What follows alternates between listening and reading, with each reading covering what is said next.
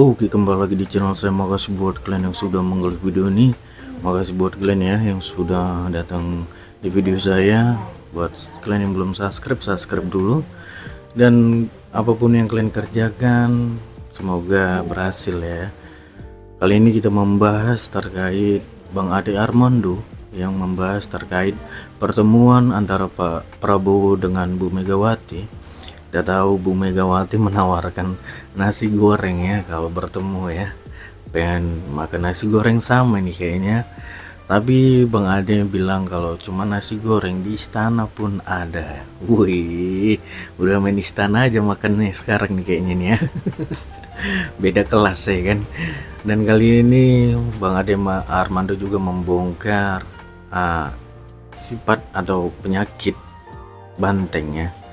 Kita lihat ya gimana videonya. Sebelum kita ke videonya, bantu subscribe dulu channel saya belum subscribe. Tidak tunggu lama, kita ke video langsung. Let's go. Itu kehadiran Prabowo itu sudah keterlaluan, sudah kelewat batas itu. Harusnya itu berpikir koalisi dengan Prabowo pun juga harusnya nggak ada itu. Kalau dianggap bahwa Pak Prabowo memiliki dosa hak asasi manusia, ya memang iya kok. Terlibat dengan penculikan ya. Karena itulah Pak Prabowo kemudian dipecat dari TNI. Ini kan fakta sejarah. Betul. Masalahnya apakah kita mau melihat hal ini sebagai isu tentang hak asasi manusia atau hanya sebagai isu politik gitu. Udah. Di situ kalau Boleh menurut saya saya. jawab? Anda, Bang. Ya. Pertama, ya isu Pak Prabowo pelanggar HAM ini kan isu kaset rusak yang diulang setiap 5 tahun. Setiap menjelang pemilu mendekati, Guntur Romli dan kawan-kawan selalu mengopinikan itu. Sebentar. Iya, itu satu. terus saja. Yang kedua, yang itu menarik ya. Yang kedua, kan PDI Perjuangan ini sudah berkuasa, Bu Mega jadi presiden, Pak Jokowi 2 periode jadi presiden. Ya teman-teman Guntur Romli menyatakan Pak Prabowo jadi penjahat HAM. Kenapa nggak disidang Pak Prabowo itu? Udah 3 periode loh. PDI partainya Mas Guntur Romli berkuasa di Indonesia. Kalau memang Pak Prabowo penjahat HAM, disidang. Faktanya Pak Prabowo itu bukan penjahat HAM. Di situ. Sebentar. Makanya Pak Prabowo berkesempatan bisa maju kontestasi calon presiden. Bahkan sekarang jadi Menteri Pertahanan. Bahkan Pak Prabowo diterima dengan tangan terbuka, dengan karpet merah di negara yang menjadi penegak HAM di dunia, namanya Amerika Serikat. Menunjukkan apa? Pak Prabowo bersih dari tuduhan fitnah dan hoax. Dan sekarang terganggu lagi ketika ada kekerasan verbal, intimidasi dengan bahasa yang multitafsir, yang semua orang bisa merasa berhak untuk takut karena tidak jelas alat ukurnya. Boleh nggak mereka takut? Boleh. Boleh nggak saya takut? Boleh. Boleh nggak dia takut? Boleh. Kenapa? Semua bisa kena dengan bahasa ini. Nah, menurut saya, saran saya adalah seperti waktu kampanye kemarin, Prabowo tuh jarang ngomong, joget aja. Gitu loh. Jadi kalau misalnya nanti pas pelantikan, oke, nggak ada pidato, joget aja gitu loh. Nah, ini parah nih.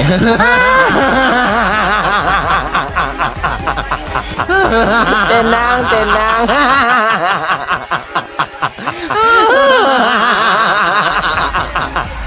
Katanya mau kasih makanan gratis, setuju saya, lah benar lah. Tapi apa?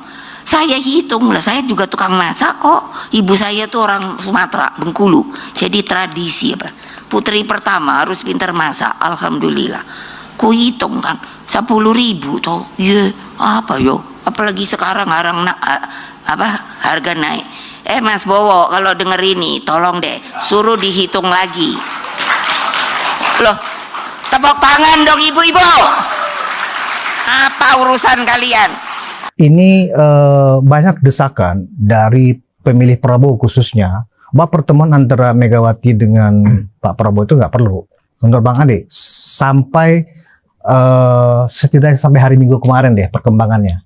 Kalau soal perlu tidak perlu, saya rasa jawabannya tidak bisa dengan mudah begitu saja dikatakan ya karena saya tidak suka dengan Bu Mega misalnya, maka nggak perlu ketemu. Ini kan persoalannya adalah Pak Prabowo adalah presiden dari negara ini, ya. Sebagai seorang presiden tentu saja ada harapan bahwa dia bisa mengayomi, mengabdikan diri dia untuk kepentingan seluruh pihak, semua pihak, termasuk pihak-pihak yang barangkali selama ini berada berseberangan dengannya, ya. Jadi kalau soal apakah Pak Prabowo sebaiknya menerima atau tidak, dalam pandangan saya yaitu adalah sebuah keputusan yang harus didasari pada pertimbangan kepentingan seluruh bangsa, ya. Dan untuk itu saya rasa mungkin saja Pak Prabowo akan bersedia dalam artian ya oke, kita terima ya, karena kita tahu bahwa sebelum ini sebenarnya sempat ada masa-masa di mana justru orang melihat bahwa justru Kim lah ya, Kim plus lah yang sesudah selesai pemilihan presiden, sesudah terpilihnya Pak Prabowo sebagai presiden, itu bersedia bertemu dengan Bu Mega ya, atau bersedia mengundang Bu Mega. Tapi pada saat itu justru yang dikatakan adalah bahwa PDIP-nya yang merasa tidak perlu datang ketemu dengan Pak Prabowo. Jadi untuk mendatangi kediaman Pak Prabowo di Kartanegara saja itu dianggap sebagai bukan sesuatu yang prioritas buat kalangan PDIP. Tapi sekarang kan kondisi sudah berubah ya. Pak Prabowo sudah jauh berada di atas angin. Kim plus sudah terbentuk dengan cukup solid gitu ya. Dan ada Pak Jokowi di sampingnya. Nah, sekarang orang mulai melihat bahwa PDIP lah yang berkeinginan untuk bertemu dengan Pak Prabowo. Sejumlah indikasi sudah terlihat nih ya, pernyataan-pernyataan yang keluar baik dari Bu Mega atau barangkali anak buahnya Bu Mega ya, termasuk Pak Basarah ya. Kemudian ada juga dari Guntur Romli, ada beberapa orang lainnya. Itu menunjukkan bahwa mereka berharap sekali bisa datang dan bertemu dengan Pak Prabowo. Nah, dalam hal ini apakah Pak Prabowo mau menerimanya atau tidak, ya terserah Pak Prabowo. Sebenarnya konteksnya begini, Bang Ade. Konteksnya kenapa pertanyaan tadi itu perlu atau tidak. Pertama, seolah-olah di netizen itu, di luar sana, publik mengatakan PDIP ini sedang butuh perlindungan. Karena kasus Hasto, kemudian ada kekhawatiran Kongresnya akan diganggu oleh pihak luar dan seterusnya. Kan gitu loh. Artinya pertemuan ini tidak murni sebagai dalam rangka silaturahmi. Bahkan disarankan dengan diplomasi nasi goreng misalnya. Seolah-olah Prabowo ke Teguh Umar dong, kan gitu loh.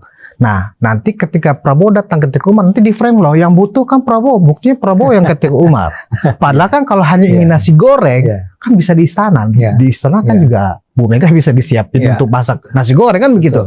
Nah, kalau dilihat dari konteks itu, menurut Bang Andi, apakah memang perlu pertemuan itu? Nah, disinilah persoalannya ada pada PDIP. PDIP ini sudah, barangkali sudah, karena sudah 10 tahun mereka merasa berkuasa, mereka tuh memang kalau pakai istilah saya sejak lama adalah terlalu arogan, terlalu sombong, ya, terlalu ingin terlihat sebagai pihak yang dibutuhkan, bukan pihak yang membutuhkan, terlalu ingin menonjolkan image bahwa mereka lah yang menentukan, bukan ditentukan, sehingga selama ini memang tidak tertangkap tuh, ya. Adanya kerendahan hati, kesediaan atau apa ya, bukan kesediaan lah, tapi ya kerendahan hati lah dari pihak PDIP untuk mengatakan bahwa kami ingin bertemu dengan Pak Prabowo. Kita semua tahu apa yang Anda katakan tadi, artinya tidak semua orang barangkali tahu ya, tapi siapapun yang mengamati politik Indonesia akan bisa menengarai, bisa memonitor, bisa mengidentifikasi bahwa saat ini yang sedang membutuhkan bantuan adalah PDIP. Jadi yang Anda katakan benar sekali. Saya rasa biar bagaimanapun PDIP itu butuh adanya proteksi terhadap nasib Mas Hasto. Ya. Sebelum ini misalnya kita ingat Bu Mega mengatakan bahwa kalau sampai ditangkap saya akan datang ke Kapolri. Yang sebenarnya salah sekali ya. Sikap semacam itu salah sekali. Salahnya karena dua hal. Pertama adalah kenapa datang ke Kapolri? Ya, karena yang menyatakan bahwa ini perlu ditahan atau tidak sebetulnya kan KPK duluan ya. Tapi anyway, biar bagaimanapun itu sudah pernah dikeluarkan pernyataan itu. Itu kan sebenarnya pernyataan yang tidak pantas. Ya, bagaimana mungkin seorang ketua umum partai politik itu merasa bahwa dia itu punya otoritas untuk datang ke Kapolri kalaulah ini karena ditangkap oleh polisi dan menyatakan pada kepala polisi bahwa ngapain lu tangkap anak buah gue, ya. Itu salah, sama sekali tidak simpati. Tapi lagi-lagi saya ingin katakan bahwa itu lazim ditampilkan oleh PDIP karena gaya mereka yang dalam pandangan saya, lagi-lagi saya ulang, saya minta maaf kepada para penonton, itu menurut saya memang arogan. Nah, karena sikapnya terus-menerus arogan, maka ketika sebetulnya orang sekarang tahu bahwa mereka itu mereka perlu ada proteksi. Pertama dalam kaitannya dengan Pak Hasto, kedua dalam kaitannya dengan walaupun barangkali ini lebih spekulatif ya sifatnya, adanya kebutuhan untuk menjaga jangan sampai Kongres PDIP nanti, dalam Kongres PDIP nanti tidak terjadi intervensi yang menjatuhkan Bu Mega, diganti oleh entah siapa, yang akan ditentukan oleh kelompok luar katanya. Nah, dua hal ini, Pak Hasto dan Kongres, itu adalah dua peristiwa terkait dengan PDIP, di mana PDIP memang membutuhkan sebuah kekuatan di luar dirinya, agar pertama Hastonya jangan sampai ditangkap, kedua agar jangan sampai Kongresnya terintervensi. Itu clear sebetulnya. Siapapun yang punya pengetahuan politik cukup mengenai Indonesia, seharusnya bisa dengan segera menengarai itu, mengidentifikasi itu, memonitor itu. Cuman ini kan nggak pernah dikeluarkan secara lebih tegas. Saya nggak tahu apakah ada pertemuan-pertemuan belakang meja ya, belakang tirai yang sudah dilakukan selama ini. Tapi saya duga kalaupun itu terjadi, tidak pernah ada sebuah pernyataan yang cukup tegas dari PDIP bahwa kami butuh bantuan Anda ya. Nah, karena itu tidak dinyatakan, maka tadi saya katakan sekarang bergantung kepada Pak Prabowo. Apakah dia merasa bahwa memang penting baginya untuk menemui Bu Mega atau tidak? Karena sekarang udah menjadi terserah dia. Dia yang sedang dibutuhkan. Tapi kalau misalnya para netizen ini memang pertanyaannya terkait dengan kalau memang ini ada kaitannya dengan Pak Hasto, apa perlu ada pertemuan antara Pak Prabowo dengan Bu Mega? Yang saya akan katakan jangan dong. Kalau itu alasannya ya. Jangan dong, artinya ya jangan dong Pak Prabowo campur tangan dalam hal ini. Jangan Pak Prabowo ngomong ke KPK misalnya, tolonglah Hasto nggak usah ditahan, ya. Kalau itu yang terjadi, memang kalau itu yang akan terjadi, maka kita barangkali sebagai orang-orang yang di luar gitu ya, yang independen akan mengatakan jangan lakukan itu. Kalau itu yang jadi tujuan. Nah, tapi kembali ke tadi, biar bagaimanapun yang disampaikan oleh Bu Mega atau PDIP, Bu Mega sendiri kan nggak pernah secara tegas mengatakan saya kepengen ketemu dengan Pak Prabowo, nggak pernah bilang begitu ya. Dia cuma bilang nasi goreng, dan orang yang ngerti politik akan bisa ingat pada nasi goreng di masa lalu yang katanya saya nggak tahu seberapa enaknya ya nasi goreng Bu Mega, cuman itu kayak fenomenal memang ya, memikat hati orang-orang yang memakan nasi goreng tersebut. Nah, dia sendiri tidak pernah ngomong sebenarnya dia pengen ketemu. Tapi kita semua tahu bahwa dia kepengen ketemu. Tapi tidak pernah dinyatakan olehnya. Nah, kalau tidak pernah dinyatakan olehnya, jauh lebih mudah buat Pak Prabowo untuk bilang, ya lo nggak pernah minta. Ngapain juga gue harus bilang, ya silahkan datang. Ya, kalau lo undang gue, katanya ke Kongres akan diundang ya Pak Prabowo-nya, ya saya akan datang. Tapi tidak untuk negosiasi apapun. Tidak untuk mencari deal-deal apapun. Sehingga kembali ke pertanyaan Anda, saya merasa bahwa ini betul-betul yang akan dikeluarkan jawaban oleh Pak Prabowo adalah betul-betul sekedar sebagai seorang presiden, ya, ketika ada partai terbesar ingin bertemu dengan dia, apakah sebaiknya dia menemui partai tersebut atau tidak? Dan menurut saya jawabannya adalah ketemu. Ya, tapi tidak dengan deal-deal apapun, atau bahkan begini, bisa nggak itu dilakukan pertemuannya secara transparan, cukup terbuka, di mana sesudahnya disampaikan apa yang sudah dibicarakan, Pak Prabowo bisa sampaikan. Tadi kita bicara tentang misalnya saja tentang Pak Hasto, misal kalau memang Pak Hasto disebut, dan saya mengatakan bahwa memang ini harus diserahkan saja kepada proses hukum, misalnya begitu, itu juga bagus sih, ya.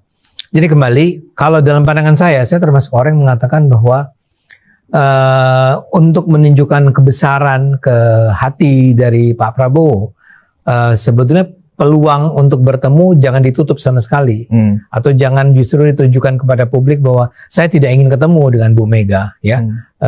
Biarkan itu semua terbuka, dan seorang pemimpin yang baik ya tentu saja harus mendengarkan apa yang ingin disampaikan oleh. Masalahnya juga begini Bang Ade, yang dikesankan oleh orang-orang Bu Mega adalah Pak Prabowo yang harus ketika Umar, kan begitu loh. Mestinya kan nggak seperti itu. Mestinya kalau, ya. Bu Mega ingin sowan ke istana. Betul. Itu kan lebih bagus Betul. gitu loh. Artinya kan menghargai posisi Pak Prabowo sebagai presiden. Betul. Menurut Bang Ade kalau konteksnya juga seperti Nah, itu yang saya katakan tadi. Kalau Anda masih arogan seperti itu, wahai PDIP. Oh, itu kategorinya masih arogan berarti ya? Arogan sekali dong. Di mana letak ketidakaroganannya? Taruhlah Bu Mega adalah seorang politisi senior. Taruhlah Bu Mega adalah seorang ketua partai terbesar di Indonesia. Tapi dia adalah seorang ketua partai. Ya, seorang ketua partai ingin bertemu dengan presidennya. Ya dia dong yang mengajukan diri untuk bertemu. Ya, atau paling tidak mengundang ke kongres seperti yang tadi saya katakan. Atau saya nggak tahu mengundang ke sebuah pertemuan resmi barangkali ya. Tapi intinya adalah PDIP harus meninggalkan kebesaran kepala mereka yang selama ini menganggap bahwa kami ini yang besar, ya. Kami inilah yang dibutuhkan, bukan kami yang membutuhkan. Enggak, dalam hal ini kalian sedang merosot. PDIP itu sedang berada pada posisi yang makin lama makin melemah, makin lama makin kehilangan simpati dari masyarakatnya. Yang saya yakin mendukung PDIP sekarang ini adalah betul-betul masih kalangan yang loyalis tulen, ya, yang jumlahnya kemarin berapa waktu? 16%. Nggak enak ya menyebutnya. Hanya 16%. Istilahnya kan kaum lowbat kan. Kaum lowbat. Dan kemudian Bu Mega masih juga sempat bilang dalam pidato dia yang di HUT itu ya. Saya nggak ngerti itu. Iya. Saya nggak ngerti kok bisa 16. Saya pengen belajar tuh. Apa maksud Bu Mega tuh apa? Bahwa Anda dicurangi, ya. Dan yang mencurangi siapa? Tidakkah ini artinya Anda sedang mengejek Pak Prabowo bahwa kemenangan 59-8% itu adalah kemenangan yang diakibatkan oleh adanya kekuatan-kekuatan invisible hands kan? Nah, dalam hal ini kalau Anda terus-menerus PDIP ini, dan itu saya rasa itu emang seperti melekat dengan sangat kuat di kalangan para politisi dan tokoh-tokohnya, Anda tetap tidak ingin kelihatan bahwa Anda itu sekarang adalah kaum yang bersedia untuk lebih humble, lebih rendah hati, lebih bersedia untuk bicara dengan nada yang lunak gitu ya.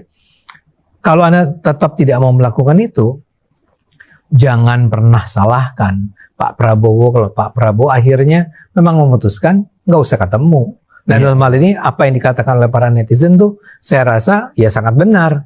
Kalau begitu konstelasinya, kalau power relationsnya seperti itu, hubungan kekuasaannya seperti itu, ya mendingan Pak Prabowo dekat-dekat saja dengan Pak Jokowi kan. Ini adalah dua orang yang akan bisa bersama-sama menentukan masa depan bangsa. Dua-duanya populer, dua-duanya pintar, dua-duanya menang dengan angka yang tanda petik meyakinkan kan. Jadi mereka adalah orang yang dicintai rakyatnya.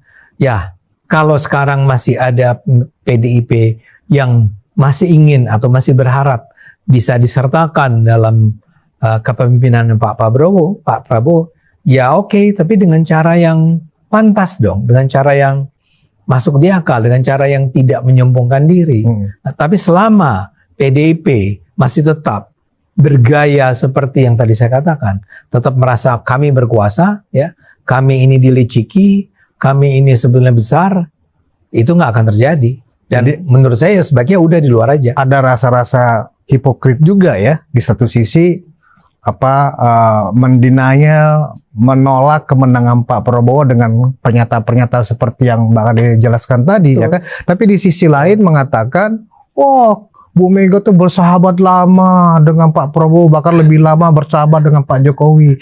Jadi di depan seolah-olah digauli, diakrabi, tapi di belakang ditusuk. Seperti itu kan model-model gaya politik Bu Mega saat ini. Kan gini, saya rasa ya itu benar.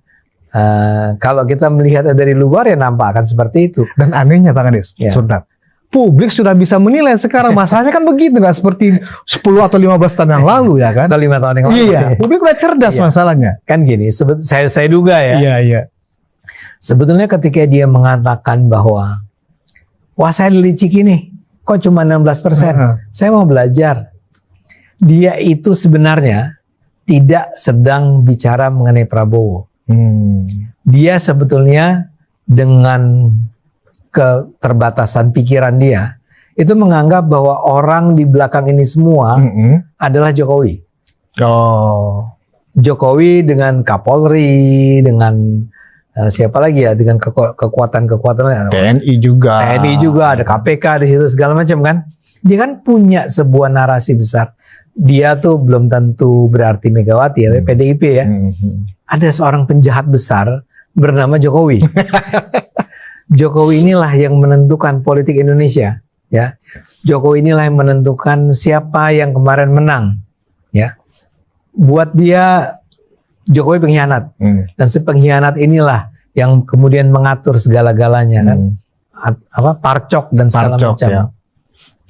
Jadi dia sedang berusaha menyerang Jokowi sebenarnya, ya. Coba aja deh lihat semua pernyataan PDIP mengenai Jokowi, itu kayak nggak henti-hentinya mereka menghabisi Jokowi kan.